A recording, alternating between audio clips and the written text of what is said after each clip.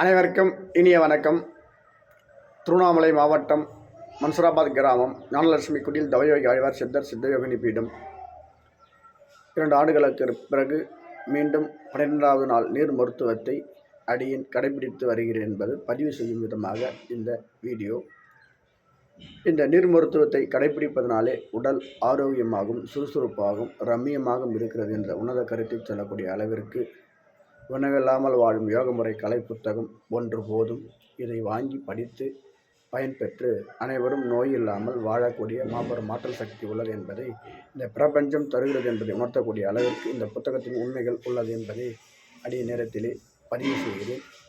அடியின் இந்த புத்தகம் வேண்டுபவர்கள் எல்லாம் அடியுடைய நம்பர் 96 26 03 40 57 தொடர்பு கொண்டு